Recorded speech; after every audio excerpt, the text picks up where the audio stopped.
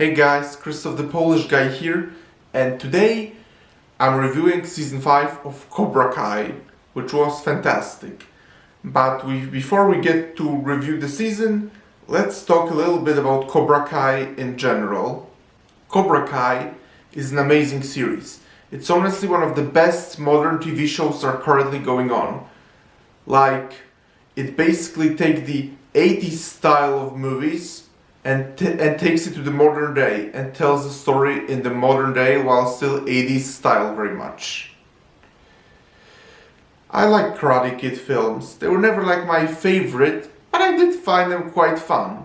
And I definitely never expected that the show based on them will be this good, this amazing. But it shows if you have good writers who truly have passion and care about the story, then you can have an amazing story. What Cobra Kai does so well in general, for example, is that I love and care about every single character. Like, I really want to know what happens to them. I'm invested in their arc through and through. Through this season 5, I was glued to the screen this whole time. Like, I literally wanted to binge the whole show in one setting, and I binged in only 2 days. I literally watched 5 episodes and then 5 the next day. That's how glued to the screen I was. At this point, my 2 favorite characters in the series are Johnny and Chosen. Yeah, 2 of Daniel's rivals from the movies. I love Johnny because he's very complex. On one hand, he acts tough and all macho masculine, but deep down, he's a good and compassionate man. And he's also really funny how he still lives the 80s and doesn't really fit into the modern world. He doesn't even know what Facebook is in season 1. And I love Chosen because of how nicely he brings Japanese flavor into the story. And also how originally he was a bully in the second Karate Kid movie, but now he basically is a mentor to Daniel and offers lots of wisdom. I also really love how he's also pretty funny at some moments too. So yeah, Johnny and Chosen, amazing characters. My 2 favorite characters in Cobra Kai, which says a lot considering that I like almost every character in the story. Season 5 of Cobra Kai was amazing. Just like Season 4 was an amazing setup, Season 5 was an amazing payoff. I really loved in this season, for example, how we finally learned the backstory of Cobra Kai.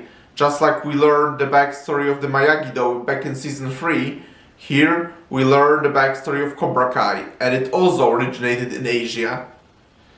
Like, there was this Korean master, King Samyun, who trained John Kreese and Terry Silver, and his granddaughter appeared here, and she turned out to be even more sadistic than John Kreese, and in some ways, maybe even more sadistic than Terry Silver. And we do get flashbacks of John Kreese and Terry Silver training with her grandfather, and we see her as a child there too. That's really amazing.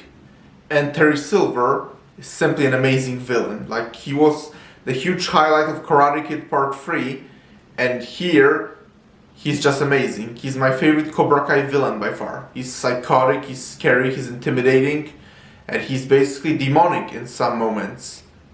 And he has bigger plans than anyone else. Every scene with Terry Silver was really stealing the show for me. And the return of Mike Barnes was also very welcome. Like, I was really hoping he'd be a villain because I thought that not every character needed redemption, but honestly, the way they handled it was great. Like, at this point, he's just a regular man who married, has a business, and simply organized his own life, yeah. And also I loved how Mike Barnes teamed up with Johnny and Chosen later on. All 3 of Daniel LaRusso's rivals teamed up. That was just amazing. And their fight against all those different senseis was one of the best scenes in the entire show.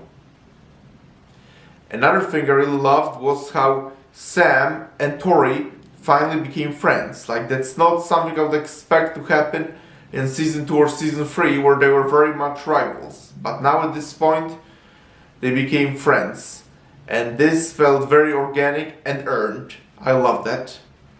Especially that I wanted Tori to redeem herself since Season 3 when I saw her family home situation. And I'm glad I got what I wanted finally.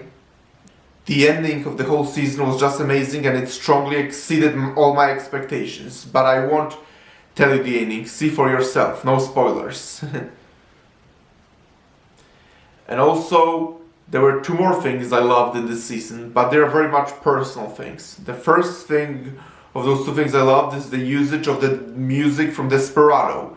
Like, Desperado is a pretty great movie, and I loved how they used the song from the movie that I really love a lot. Another personal thing I loved a lot was how Johnny showed a portrait of a lighthouse from Narragansett. I loved that because I went to a boarding school in Narragansett, and those were some of the best years of my life. So yeah, those two things were huge highlights in this season for me. Now, on to one negative I had with this season. I thought the story of Miguel's father was resolved a little too quickly. Like, it seemed like season 4 was setting up a big story point of how Miguel went to Mexico to find his father. But here, it was literally resolved in like 2 episodes. He finds out his father is a bad person and then he quickly leaves back to America. That seemed like a very interesting storyline that they wasted. Like, because it should have been longer, they should have expanded on it. But I'm still hoping that possibly Miguel's father will return in season 6 in some form. Maybe the story is not over yet. We will see. Finally, I'm going to talk about what I hope for season 6. Season 6, first and foremost, I hope will be the final season. The show is amazing, but good things sometimes have to come to an end. If they keep on going on with the show might really decline in quality. So I'm really hoping season 6 will be the last one. And I'm also hoping that Terry Silver is not going to return. I think he's a great villain and I love him, but at the same time, I feel his story is over. Like, yeah, I hope Terry Silver will at this point remain defeated, because as I said, it seems like his story is over. And I really hope the main villain now will be Kim's granddaughter. Like, it makes perfect sense. She's a granddaughter of Cobra Kai's founder. It will actually make perfect sense that she will be the ultimate villain of the franchise. So yeah, this is my review of season 5 of Cobra Kai, and you can tell how much I loved it. So, please subscribe to this channel, press the like button, and I will talk to you soon in another video. Talk to you later, bye!